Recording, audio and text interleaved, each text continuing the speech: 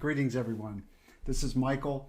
This module is called Community-Based Information Resources. I want to go back and remind you all about radical change theory from Dursang. We looked at this a few modules ago. It explains information behaviors through the lens of digital age principles: interactivity, connectivity, and access. And this really figures into what we're going to talk about for community-based information resources. Do you recognize this item? I'll wait for just a second. If you said, that's the I Dream a Genie bottle, you're correct.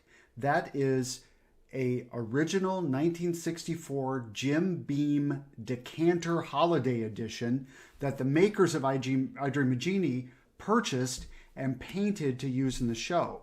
And since then, they've become collector's items. Since then, there have been reproductions that sell for a whole lot of money online. And there have been little communities of fans that have grown up around how to correctly paint the bottle. This fascinates me.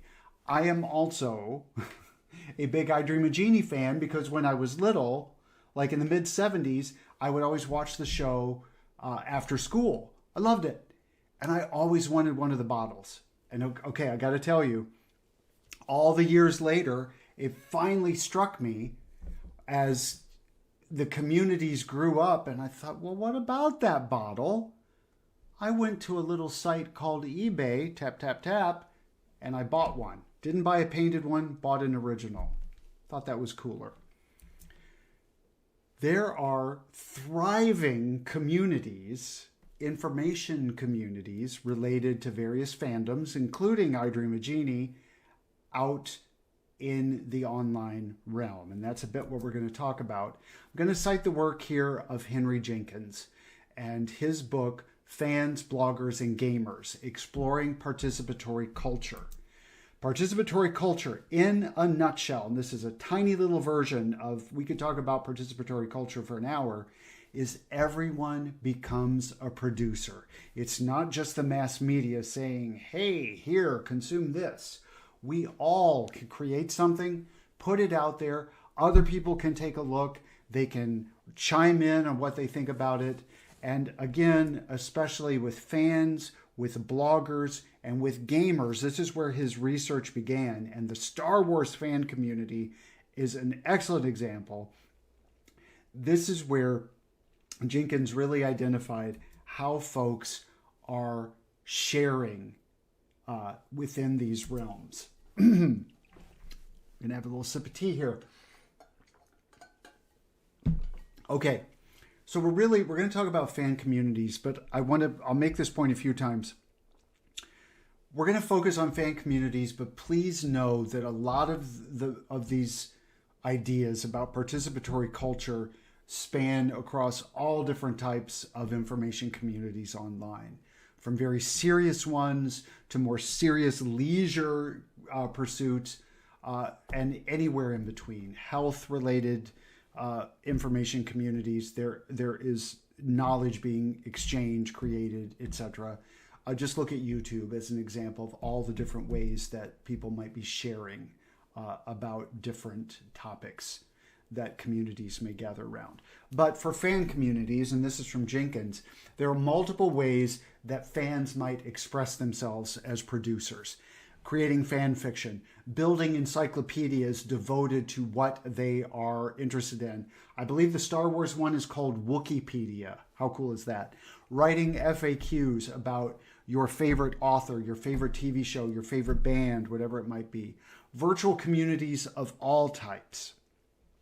And of course, there is real-time interaction, maybe in person, like cons, like Comic-Con, or meetups, where there might even be cosplayers appearing as stormtroopers or fantasy figures or whatever it might be. All of these activities usually occur early in the information cycle, and I'll point out a couple of examples of that as we go forward. So let's talk a little bit about Twin Peaks. Twin Peaks was broadcast, I want to say, April of 1990, the original pilot and the first 7 episodes. I was hooked. I became a fan, a big-time fan. At that time, there was America Online, right? There was not much to actually like go look at like after I watched an episode. It was broadcast by ABC, and then you had a week to wait for the next one. Who knew almost 25 years later, after Twin Peaks ran, after the movie came out in the early 90s, that Twin Peaks would come back, that David Lynch and Showtime would get together, and Lynch made an 18-hour movie revisiting the story of Twin Peaks. And to be a fan back then and to be a fan in 2017 when this was broadcast was absolutely amazing. And early in the information cycle, right? Show comes out Sunday nights. We all tuned in. Monday, Tuesday, Wednesday, a podcast might go up. Here, this is me, Twin Peaks podcaster. It wasn't me. It was somebody I was listening to. Entertainment Weekly magazine actually did one where they unpacked the hour, where they talked about what happened, what didn't happen, when will Audrey appear. There might be YouTube videos. There might be spoiler videos. All of these things were just entwined around the return of Twin Peaks. So one more story about Twin Peaks, and then we will go on. Recently, the Public Library Association conference was in Portland, Oregon, and I did a presentation there. And then I went up to Seattle to visit a very good friend. And we got in the car and drove east of Seattle to the filming locations of Twin Peaks. And I have actually become friends on Instagram with a fellow who calls himself Piney Realm. And he posts pictures of the North Bend, Snoqualmie area as Twin Peaks. And he'll just kind of frame it like, today in Twin Peaks, it is 75 degrees and the mountain is out or whatever. So I messaged him via Instagram. I said, yeah, we're coming up. And he actually lives there and works in the little town. And he came down to the Double R Diner, also known as Tweedy's Cafe, and sat with us for a few minutes. And we talked about filming locations not to miss. And he said, well, you know, I did a big document for the Twin Peaks Festival. Let me pull that up and show it to you on my phone. And boom, information was shared. And I actually got to visit, all those years later, a very significant location from Twin Peaks, The Return, Season 3, in North Bend, Washington. Yeah, it was a big deal. And I still look at this picture, you know, brings me joy.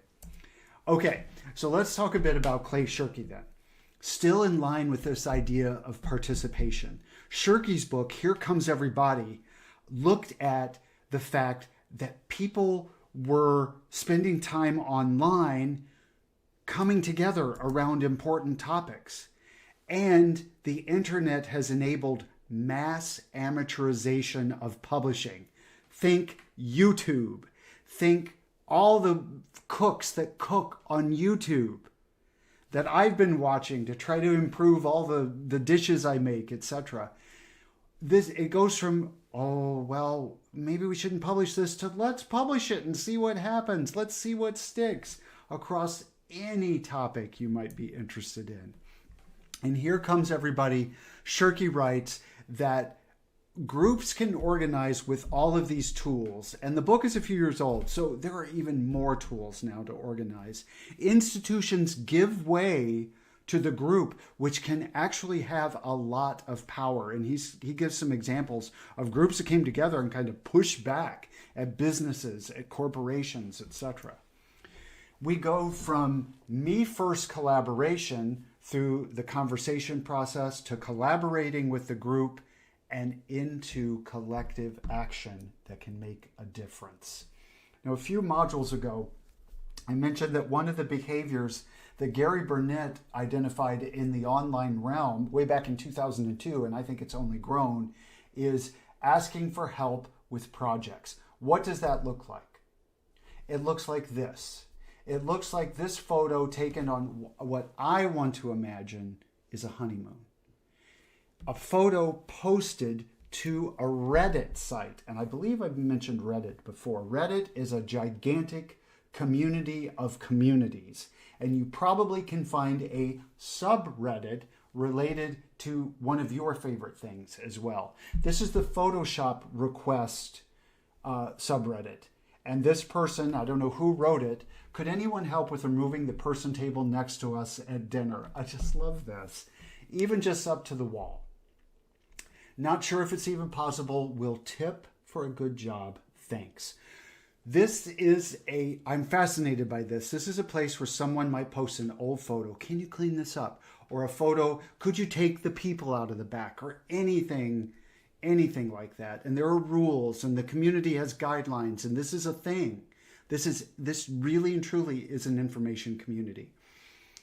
So what happened? This happened.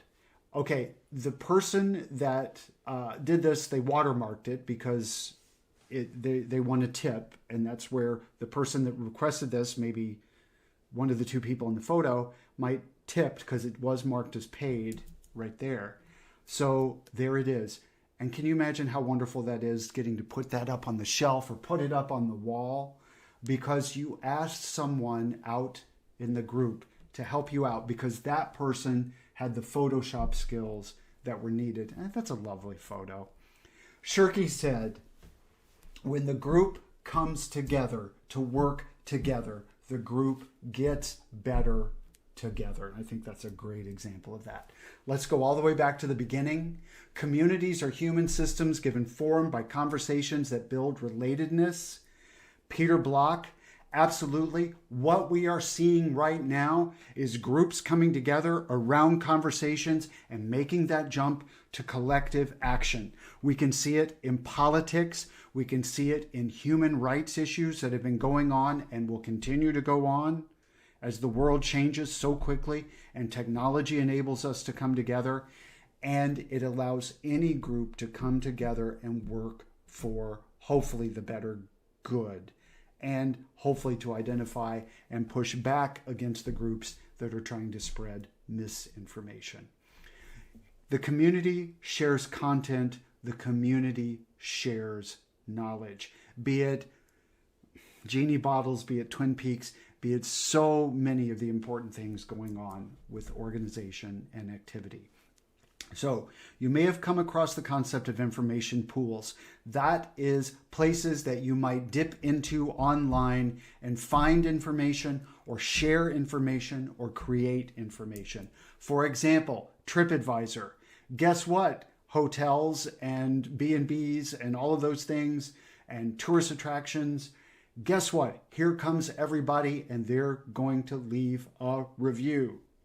It might be Find a Grave, which is so fascinating that there are people out there taking photographs. When this screenshot was taken, and I will tell you it is a little bit out of date, when this screenshot was taken, there were 116 million grave records at Find a Grave, including one very close to where I live, of the first female assistant United States attorney, Ella M. Backus, buried just up north of me in Harbor Springs in Lakeview Cemetery. And thank you to Steve Martin, who took the photo of the grave and the cemetery. Probably not the Steve Martin we are thinking of.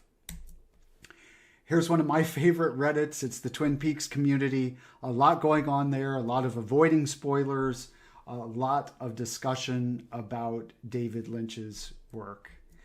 And here's a real nice library example. This is the University of Iowa's DIY history, where they are asking folks, here comes everybody.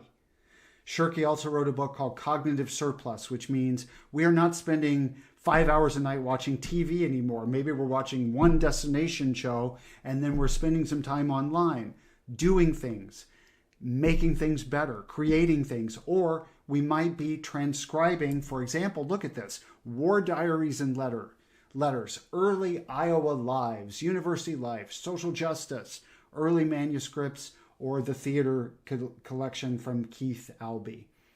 So this is one way that we might harness or pull in or ask for the power of everyone to come together and help us create a community-based resource.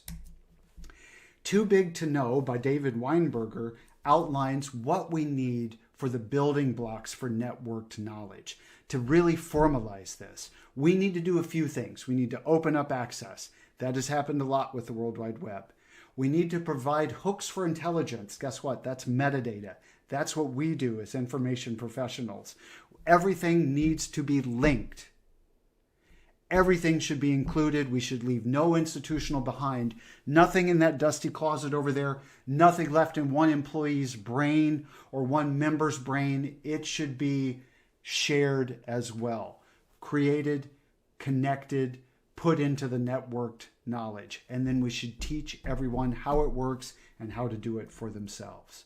So I want to wind up and say, be it a television show, be it a podcast that changed the world to a certain degree, be it art, be it literature, be it activism, be it trying to change the world for the better, there are community-based resources being created by and for the community members. Before we go, thank you for your patience with me as I talked about my fandom, and this is my genie bottle. Super cool. All right, thanks everybody. I appreciate your time. I love the little owl emoji. Take care and have a great, great week. Thank you.